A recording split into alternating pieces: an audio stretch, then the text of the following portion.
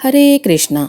ओम नमः शिवाय। प्रिय भक्तों, स्वागत है आपका मेरे यूट्यूब चैनल पूजा पाठ में। भक्तों, आज मैं आपको शुक्रवार व्रत कथा सुनाने जा रही हूँ। शुक्रवार के दिन माता संतोषी की पूजा करके व्रत कथा के श्रवण करने से घर में सुख शांति वैभव की प्राप्ति होती है।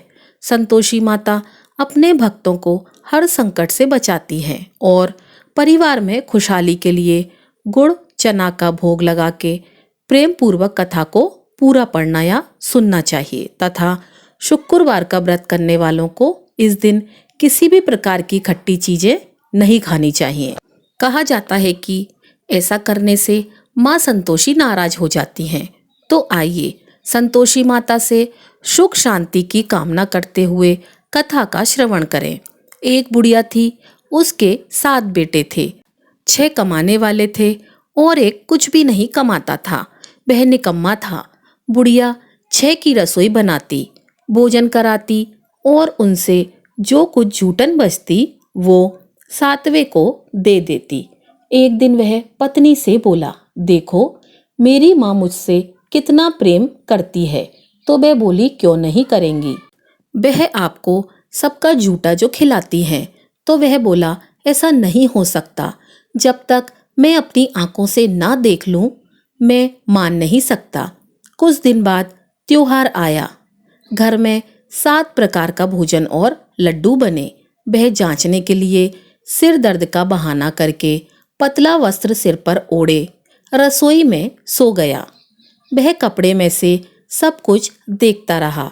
उसने देखा कि माँ ने उसके भाइयों के लिए सुंदर आसन बिछाया, हर प्रकार का भोजन रखा और उन्हें बुलाया। वह देखता रहा। जब सारे भाई भोजन करके उठे तो माँ ने उनकी झूठी थालियों से लड्डू के टुकड़े उठाकर एक लड्डू बनाया। जूठन साफ करके बुढ़िया माँ ने उसे पुकारा, बेटा 6 भाई भोजन करके गए, तू कब खाएगा? वह कहने लगा, माँ मुझे भोजन नहीं करना, मैं परदेश जा रहा हूँ। माँ बोली, कल जाता है तो आज ही चला जा। वह बोला, आज ही जा रहा हूँ। यह कहकर वह घर से निकल गया। चलते समय उसे पत्नी की याद आ गई। वह गौशाला में कंडे उपले बना रही थी। वह जाकर बोला, हम जावे परदेश, आवेंगे कुछ काल, तुम रहियो संतोष से धर्म आपनो पाल। वह बोली, जाओ पिया आनंद से, हमारो सोच हटाए, राम भरोसे हम रहें, ईश्वर तुम्हें सहाय। 2 निशानी आपन देख धरू में धीर, सुधिमति हमारी विसर, हो रखियो मन गंभीर। वह बोला, मेरे पास तो कुछ नहीं, यह अंगूठी है सो ले ले और अपनी कुछ निशानी दे दे। वह बोली, मेरे पास क्या है, एक गोबर भरा हाथ है। यह कहकर उसकी पीठ पर गोबर के हाथ की थाप मार दी। वह चल दिया। चलते चलते दूसरे देश पहुंचा। वहां एक साहूकार की दुकान थी। वहां जाकर कहने लगा, भाई मुझे नौकरी पर रख लो। साहूकार को जरूरत थी, बोला रह जा। लड़के ने पूछा, तनख्वाह क्या दोगे? साहूकार ने कहा, काम देख के दाम मिलेंगे। अब वह सुबह के 8 बजे से लेकर रात के 10 बजे तक नौकरी करने लगा। कुछ ही दिनों में वह सारा कामकाज अच्छे से करने लगा। सेठ ने काम देखकर उसे आधे मुनाफे का हिस्सेदार बना दिया। वह कुछ वर्षों में बहुत बड़ा सेठ बन गया और मालिक सारा कारोबार उस पर छोड़कर चला गया। उधर उसकी पत्नी को सास ससुर दुख देने लगे। सारा घर का कामकाज करवाकर उसको लकड़ियां लेने जंगल में भेज देते। घर में आटे में से जो भूसी निकलती उसकी रोटी बनाकर रख दी जाती और फूटे नारियल की नरेली में पानी। एक दिन वह लकड़ी लेने जा रही थी तो रास्ते में बहुत सी महिलाएं संतोषी माता का व्रत करती हुई दिखाई दी। वह वहां खड़ी होकर कथा सुनने लगी और उनसे पूछने लगी, बहनों तुम किस देवता का व्रत करती हो और उसके करने से क्या फल मिलता है? यदि तुम मुझे इस व्रत का महत्व बताओगी तो मैं तुम्हारी बहुत आभारी रहूंगी। तब एक महिला बोली, सुनो, यह संतोषी माता का व्रत है। इसे करने से गरीबी का नाश होता है और जो कुछ मन में है वह सब संतोषी माँ की कृपा से मिल जाता है। महिला बोली, सवा आने का गुड़ चना लेना, प्रत्येक शुक्रवार को निराहार रहकर कथा सुनना, मनोकामना पूर्ण होने पर उद्यापन करना। उसने रास्ते में लकड़ी के बोझ को बेच दिया। उन पैसों से गुड़ चना लेकर माता के व्रत की तैयारी कर आगे चली। सामने मंदिर देखकर पूछने लगी, यह मंदिर किसका है? सब कहने लगे, संतोषी माता का मंदिर है। यह सुनकर माता के मंदिर में जाकर माता के चरणों में लिपट गई और विनती करने लगी, माँ, मैं अनजान हूँ, व्रत का कोई नियम नहीं जानती हूँ, मैं दुखी हूँ। हे माता जगत जननी, मेरा दुख दूर करो, मैं आपके शरण में हूँ। माता को बड़ी दया आई। एक शुक्रवार बीता कि दूसरे शुक्रवार उसके पति का पत्र आया और तीसरे शुक्रवार उसके पति ने उसको पैसे भेज दिए। यह देख जेठ जेठानी का मुंह बन गया और उसको ताने देने लगे कि अब तो उसके पास पैसा आ गया, अब यह बहुत ही इतराएगी। बेचारी आंखों में आंसू भरकर संतोषी माता के मंदिर में चली गई और माता के चरणों में बैठकर रोने लगी और बोली, माँ, मैंने पैसे कम मांगे, मुझे पैसे से क्या काम, मुझे तो अपना सुहाग चाहिए, मैं तो अपने स्वामी के दर्शन करना चाहती हूँ। तब माता ने प्रसन्न होकर कहा, जा बेटी, तेरा स्वामी आएगा। यह सुनकर खुशी खुशी वह घर जाकर काम करने लगी। अब संतोषी माँ विचार करने लगी कि इस भोली पुत्री को मैंने कह तो दिया कि तेरा पति आएगा, लेकिन कैसे? वह तो इसे स्वप्न में भी याद नहीं करता। उसे याद दिलाने को मुझे ही जाना पड़ेगा। इस तरह माता उस बुढ़िया के बेटे के स्वप्न में जाकर कहने लगी, साहूकार के बेटे सो रहा है या जाग रहा है? वह कहने लगा, माँ, मैं सोता भी नहीं जागता भी नहीं, कहो क्या आ गया है? माँ कहने लगी, तेरा घर बार कुछ है कि नहीं? वह बोला, मेरे पास सब कुछ है माँ। माँ है, बाप है, बहू है, क्या कमी है माँ? माँ बोली, बोले तेरी पत्नी को कष्ट उठा रही है, तेरे माँ बाप उसे परेशानी दे रहे हैं, वह तेरे लिए तरस रही है, तू उसकी सुध ले। वह बोला, हाँ माँ, मुझे पता है, पर मैं वहाँ जाऊँ कैसे? माँ कहने लगी, मेरी बात मान, सवेरे नहा धोकर संतोषी माता का नाम ले, घी का दीपक जला, दुकान पर चला जा, देखते ही देखते तेरा सारा लेन देन उतर जाएगा, सारा माल बिक जाएगा, सांझ तक धन का भारी ढेर लग जाएगा, थोड़ी देर में देने वाले रुपया देने लगेंगे, सारे सामान का ग्राहक सौदा करने लगेंगे। प्रिय भक्तगणों, जिस प्रकार संतोषी माता ने बताया था उसने ठीक वैसा ही किया और शाम तक धन का भारी ढेर इकट्ठा हो गया और संतोषी माता का यह चमत्कार देखकर वह प्रसन्न हो गया और धन इकट्ठा करके घर ले जाने के लिए वस्त्र गहने खरीदने लगा और फिर घर को निकल गया। उधर उसकी पत्नी जंगल में लकड़ी लेने जाती थी। लौटते वक्त माता जी के मंदिर में आराम करती है। प्रतिदिन वह वहीं विश्राम करती थी। अचानक से धूल उड़ने लगी। धूल उड़ती देखकर वह माता से पूछने लगी, हे माँ, यह धूल कैसे उड़ रही है? माँ ने कहा, हे पुत्री, तेरा पति आ रहा है, अब तू ऐसा कर कि लकड़ी के 3 ढेर तैयार कर, एक नदी के किनारे रख, दूसरा मेरे मंदिर में रख और तीसरा अपने सर पर रख। तेरे पति को लकड़ियों का गट्ठर देखकर तेरे लिए मोह पैदा होगा, वह यहाँ रुकेगा, नाश्ता पानी खाकर माँ से मिलने जाएगा। तब तू लकड़ियों का बोझ उठाकर चौक पर जाना और गट्ठर नीचे रखकर जोर से आवाज लगाना, ले लो सासू जी लकड़ियों का गट्ठर ले लो, भूसे की रोटी दे दो, नारियल के खोपड़े में पानी दे दो, आज मेहमान कौन आया है। माता जी से अच्छा कहकर जैसा माँ ने कहा वैसा करने लगी। इतने में मुसाफिर आ गए। सूखी लकड़ी देखकर उसकी इच्छा हुई कि हम यहीं पर आराम करें और भोजन बनाकर खा पीकर गांव जाएं। अब वह भोजन बनाकर खा पीकर आराम करके गांव को चले गए। उसी समय सिर पर लकड़ी का गट्टर लिए वह आती है। लकड़ियों का बोझ आंगन में उतारकर जोर से आवाज लगाती है, लो सासू जी, लकड़ियों का गट्ठर लो, भूसे की रोटी दो, आज मेहमान कौन आया है। यह सुनकर उसकी सास बाहर आकर अपने दिए हुए कष्ट को भुलाने के लिए कहती है, बहू ऐसे क्यों कह रही है, तेरा मालिक आया है, आ बैठ, भोजन कर, कपड़े गहने पहन। उसकी आवाज सुनकर उसका पति बाहर आता है। उसके हाथ में अंगूठी देख व्याकुल हो जाता है। माँ से पूछता है, माँ यह कौन है। माँ बोली, बेटा यह तेरी बहू है। जब से तू गया है तब से सारे गांव में भटकती फिरती है, घर का कामकाज कुछ भी नहीं करती, चार पहर आकर खाती है। वह बोला, ठीक है माँ, मैंने इसे भी देखा और तुम्हें भी, अब दूसरे घर की चाबी दो, मैं उसमें रहूंगा। माँ बोली, ठीक है। तब वह दूसरे मकान की तीसरे मंजिल का कमरा खोलकर सारा सामान जमाने लगता है। एक दिन में राजा के महल जैसा ठाट बाट बन गया।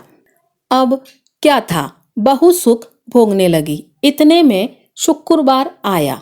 उसने पति से कहा कि मुझे संतोषी माता के व्रत का उद्यापन करना है। पति बोला, खुशी से कर लो। वह उद्यापन करने की तैयारी करने लगी। जेठानी के लड़कों को भोजन के लिए बुलाने गई तो उन्होंने कहा, ठीक है। पर पीछे से जेठानी ने अपने बच्चों से कहा कि भोजन के वक्त खटाई मांगना, जिससे उसका उद्यापन ना हो सके। लड़के गए और खीर खाकर पेट भर गया, लेकिन खाते ही कहने लगे कि हमें खटाई दो, हमसे खीर नहीं खाई जाती। वह कहने लगी, खटाई नहीं दी जाएगी, यह तो संतोषी माता का प्रसाद है। लड़के उठकर खड़े हो गए, बोले, पैसा लाओ।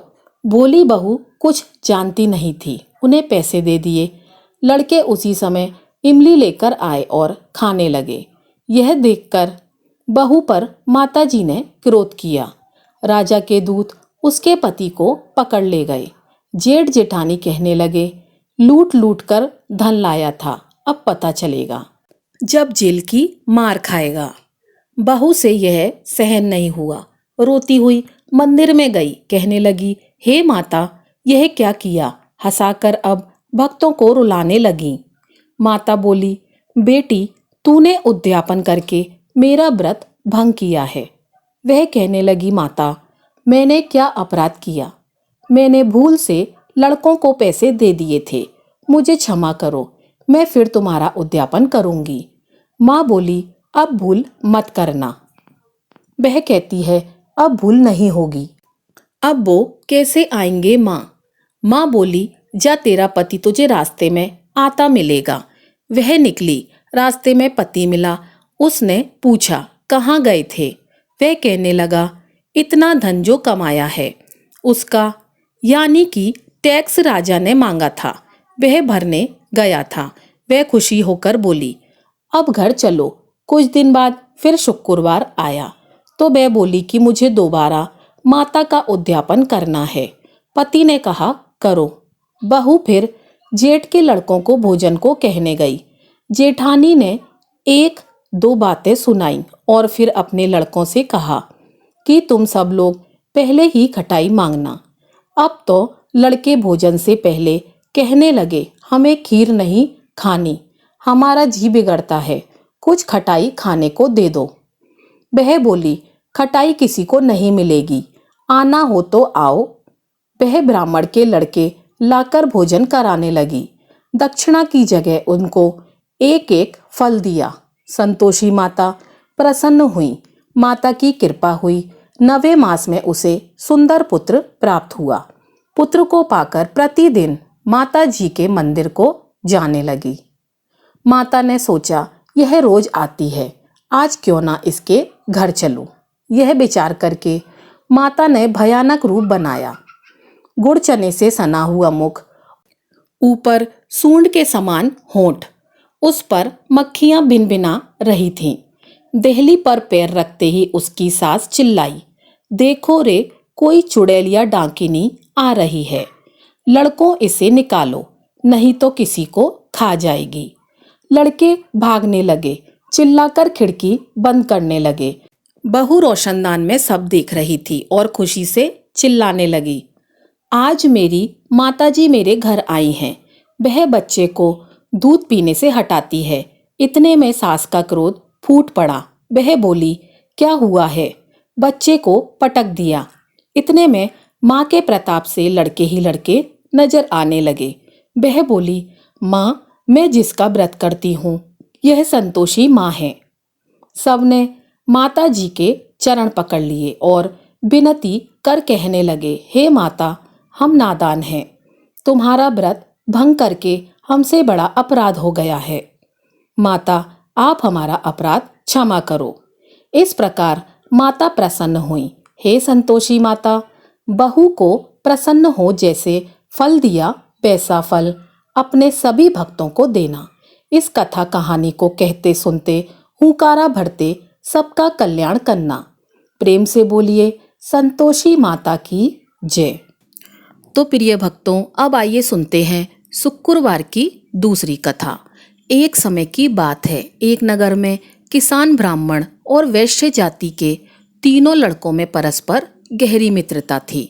उन तीनों का विवाह भी हो गया था। ब्राह्मण और किसान के लड़कों का गौना हो गया था, परंतु वैश्य के लड़के का गौना नहीं हुआ था। एक दिन किसान के लड़के ने वैश्य के लड़के से कहा, हे मित्र, तुम गौना करा के अपनी स्त्री को घर क्यों नहीं लाते? स्त्री के बिना घर सूना लगता है। वह बातें वैश्य के लड़के को जच गई। वह कहने लगा कि मैं अभी जाकर गौना कराकर ले आता हूँ।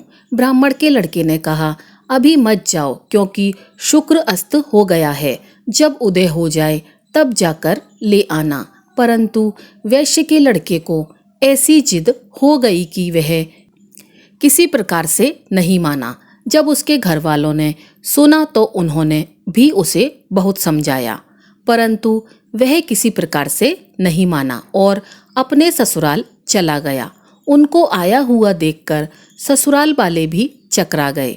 जवाई का स्वागत सत्कार करने के बाद उन्होंने पूछा, आपका कैसे आना हुआ?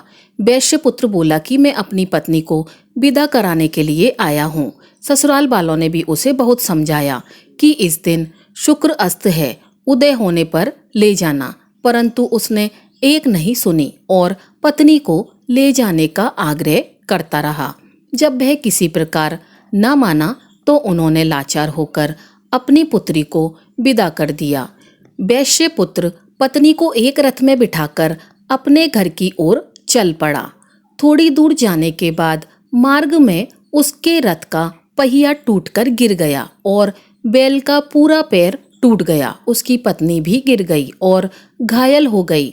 जब आगे चले तो रास्ते में डाकू मिले। उनके पास जो धन, वस्त्र तथा आभूषण थे वह सब उसने छीन लिए। इस प्रकार अनेक कष्ट का सामना कर जब पति पत्नी अपने घर पहुंचे तो घर आते ही वैश्य के लड़के को सर्प ने काट लिया। वह मूर्छित होकर गिर पड़ा। तब उसकी स्त्री अत्यंत विलाप करके रोने लगी। सेठ ने अपने पुत्र को वैद्य को दिखाया तो वैद्य कहने लगे, यह 3 दिन में मृत्यु को प्राप्त हो जाएगा। जब उसके मित्र ब्राह्मण के लड़के को सारी बात पता लगी तो उसने घर जाकर सनातन धर्म की परंपरा के अनुसार जिस समय शुक्र अस्त हो तो कोई भी अपनी स्त्री को नहीं लाता, परंतु यह शुक्र के अस्त में भी स्त्री को विदा करके ले आया। इस कारण सारे विघ्न उपस्थित हुए हैं। यह सब बात बताई और कहा कि यदि यह दोनों ससुराल वापस चले जाएं और शुक्र के उदय होने पर पुनः आवे तो निश्चय ही विघ्न टल सकता है। सेठ ने अपने पुत्र और उसकी पत्नी को शीघ्र ही उनके ससुराल वापस पहुंचा दिया। वहां पहुंचते ही वैश्यपुत्र की मूर्छा दूर हो गई। साधारण उपचार से ही सर्प विष से मुक्त हो गया। अपने दामाद को स्वस्थ देखकर ससुराल वाले अत्यंत प्रसन्न हुए। वैश्यपुत्र अपने ससुराल में स्वस्थ हो गया और जब शुक्र का उदय हुआ तब हर्षपूर्वक उसके ससुराल वालों ने उसको अपनी पुत्री सहित विदा किया। इसके पश्चात पति पत्नी दोनों घर आकर आनंद से रहने लगे। शुक्रवार व्रत को करने से अनेक विघ्न दूर होते हैं। शुक्रदेव की कृपा से सब मंगल होता है। तो प्रेम से बोलिए जय माता दी, संतोषी माता की जय। तो दोस्तों, यह थी हमारी आज की कथा। अगर आपको कथा अच्छी लगी हो तो वीडियो को लाइक कीजिएगा और चैनल को सब्सक्राइब कीजिएगा। आपका दिन शुभ हो।